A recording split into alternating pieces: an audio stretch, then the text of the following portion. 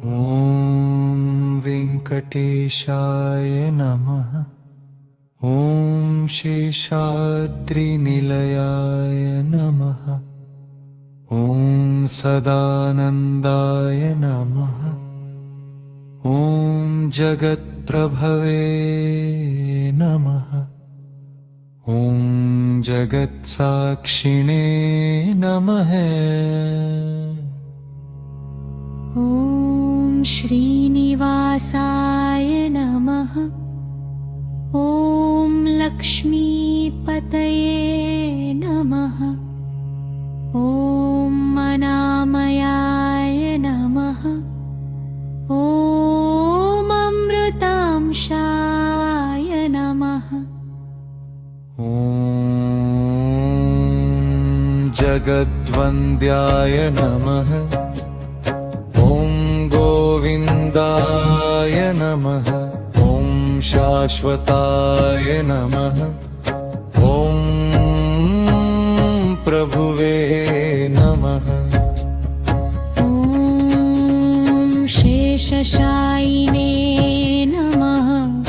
ॐ देवाय नमः। ॐ गोपयाय नमः। ॐ पापघ्नाय नमः। ॐ मुकुन्दाय नमः। ॐ वज्रदंष्ट्राय नमः। ॐ वज्रनखाय नमः। ॐ गरुडध्वजाय नमः। ॐ विष्णवे नमः। ॐ भक्तवत्सलाय नमः। ॐ कमलाक्षाय नमः।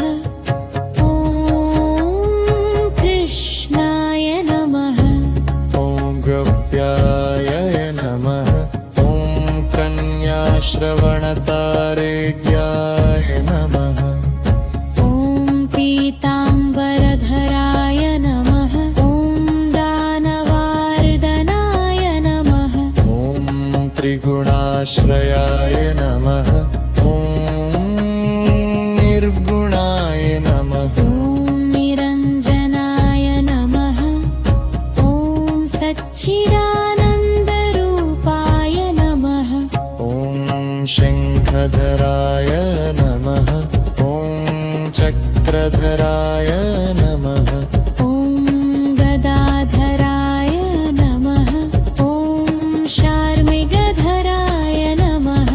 ॐ नन्दकधराय नमः। ॐ क्षेत्रज्ञाय नमः। ॐ परञ्ज्योतिषे नमः। ॐ ब्रह्मन्नाय नमः। ॐ सर्वेश्वराय नमः। ॐ नित्यानन्दाय नमः। ॐ सत्यरूपाय नमः। ॐ परमात्मने नमः। ॐ परब्रह्मणे नमः। ॐ सच्चिदानन्द विग्रहाय नमः। ॐ वैकुण्ठपतये नमः। ॐ नित्याय नमः। ॐ अमृतांशाय नमः। ॐ ओङ्कारयुषमाय नमः। ॐ जगद्गुरवे नमः। ॐ नारायणाय नमः। ॐ पद्मनाभाय नमः। ॐ अच्युताय नमः। ॐ वासुदेवाय नमः। ॐ सत्याय नमः। ॐ नारसिंहाय नमः। ॐ पृथुप्रभवे नमः। ॐ श्रीपतिये नमः। ॐ वामनाय नमः। ॐ निरुङ्गिपुरुषाय नमः। ॐ भक्तवत्सलाय नमः। ॐ जलशायिने नमः। ॐ निगमान्ताय नमः।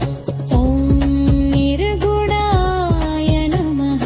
ॐ निरुपद्रवाय नमः। ॐ निराकाय नमः ॐ निरञ्जनाय नमः ॐ विष्णवे नमः ॐ विष्णुरूपाय नमः ॐ वेदान्तवेद्याय नमः ॐ श्रीनिवासाय नमः ॐ पद्मावतीपतये नमः ॐ ज्योतिर्मयाय नमः ॐ सकलजगद्धाराय नमः ॐ हृदयवासाय नमः